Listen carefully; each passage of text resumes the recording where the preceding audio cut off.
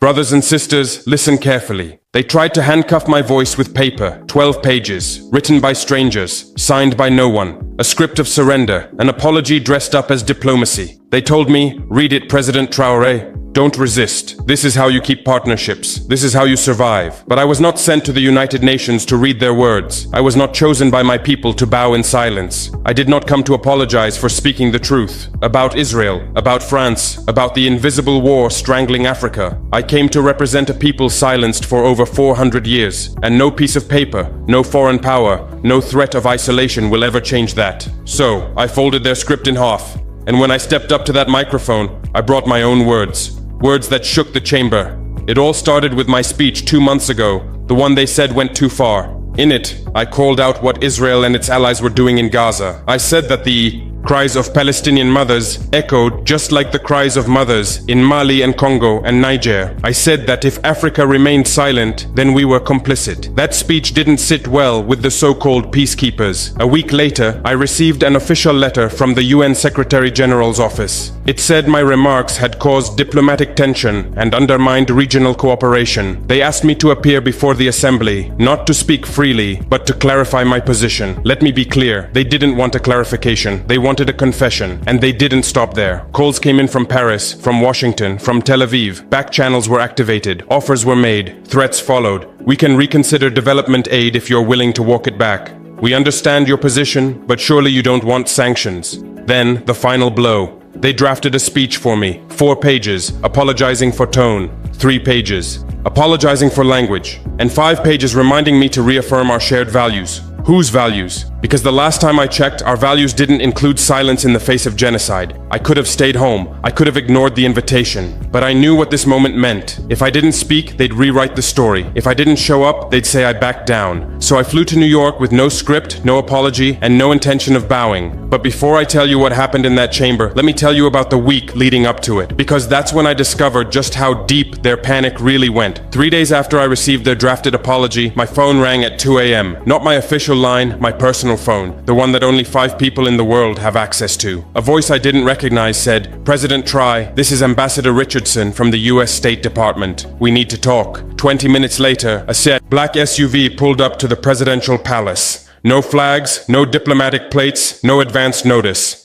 Ambassador Richardson stepped out with 2 men who never introduced themselves. "Mr. President," he said, settling into my office without invitation. "We have a problem." He opened a leather briefcase and spread documents across my desk. Satellite photos of Burkina Faso's gold mines. Financial records of our newly negotiated Chinese infrastructure deals. Intelligence reports on Russian military advisors we'd never officially announced. "We know everything," he said quietly, "and right now we're choosing to call it economic cooperation instead of what it really island." I leaned back in my chair. "And what do you think it really is, Ambassador? The beginning of something that could make your country very uncomfortable." He wasn't wrong. For 6 months, we'd been quietly restructuring every major international partnership. Chinese engineers were redesigning our telecommunications network. Russian agricultural experts were revolutionizing our farming techniques. Iranian pharmaceutical companies were building medical facilities that would make us self-sufficient in basic healthcare. Not because we hated the West, but because we'd learned that dependency is just slavery with better marketing. Richardson continued, "That speech you're planning to give at the UN, it doesn't have to be confrontational. You can make your point while keeping your partnerships intact." I looked at him for a long moment. "Ambassador, let me ask you something. When your country invaded Iraq, did you apologize to the UN first? That's different. When France intervened in Mali, did they ask African permission? The situations aren't comparable. When Israel bombs Palestinian schools, do they draft apology speeches?" Richardson closed his briefcase. "President Traoré, you're a smart man. I hope you'll make the smart choice." After they left, I called my security chief. "How many Western intelligence operatives do we currently have under surveillance in Ouagadougou?" 17 confirmed. "Probably double that number we haven't identified yet." "And how many of our phone lines are they monitoring?" "All of them. But we've been feeding them false information for 3 months." I smiled. "Good. Tomorrow, I want you to leak a story that I'm having second thoughts about the UN speech." "What kind of second thoughts?" "The kind that suggest I might actually read their apology." My security chief grinned. "Understood, Mr. President. Because here's what Richardson and his masters didn't understand. I wasn't just planning to reject their script. I was planning to expose why they'd written it in the first place." The next morning, Western embassies across Africa began receiving reports that President President Traoré was reconsidering his approach and seeking ways to rebuild diplomatic relationships. CNN ran a story titled, "Burkina Faso leader may soften stance." The BBC quoted diplomatic sources saying, "I was open to compromise." And in Washington, State Department officials were telling each other that their pressure campaign was working.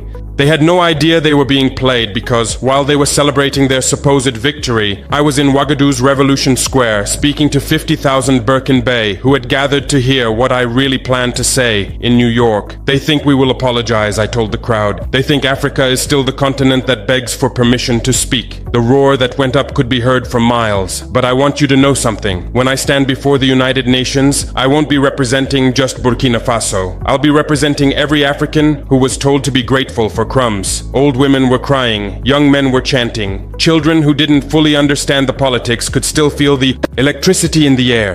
They can freeze our aid, they can impose their sanctions, they can write all the apology speeches they want, but they cannot make us kneel. That evening, I received a call from President Kagame of Rwanda.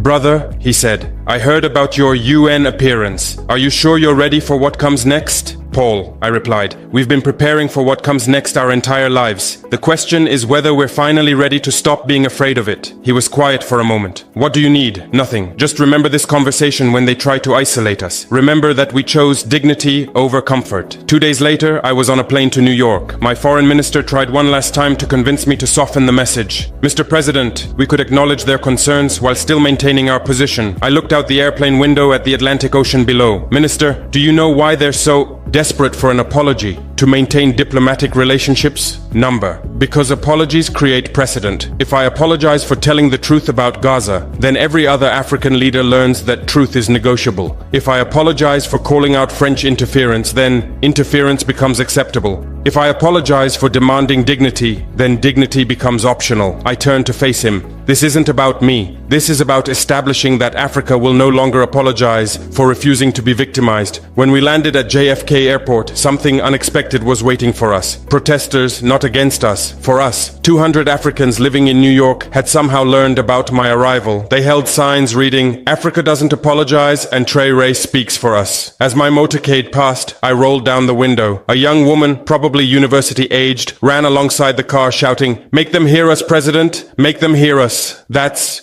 when I knew this wasn't just about one speech anymore. This was about something much larger. I walked into that chamber and the air was thick. Delegates from over 100 nations. All eyes on the young man from Burkina Faso. The one they said was too bold, too loud, too African. Some were smirking, others didn't even look up. But I found my microphone, adjusted it once, and began.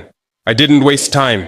"Before you ask me to apologize, let me ask you something. How many times have you apologized for what you've done to Africa?" Silence. "Did Belgium ever apologize for what it did in the Congo? Did France ever apologize for massacres in Algeria? Did Israel ever apologize for training militias that destabilized our region?" I saw the cameras zoom in. I saw the delegates shift uncomfortably. Then I continued. "You accuse me of inciting hatred because I spoke truth. But when the bombs fall on Gaza, you call it defense. When thousands of African children starve because of your trade policies, you call it economics. When we rise, you panic." Every word was intentional, every pause calculated. I reminded them that Africa was no longer afraid, that we didn't need permission to defend our dignity. The West speaks of peace while exporting war. The West speaks of democracy while supporting coups. The West speaks of aid but delivers debt. At one point, the French delegate stood up and walked out. Good, let him walk. Because this wasn't just a speech, this was a reckoning. But then I did something they weren't expecting.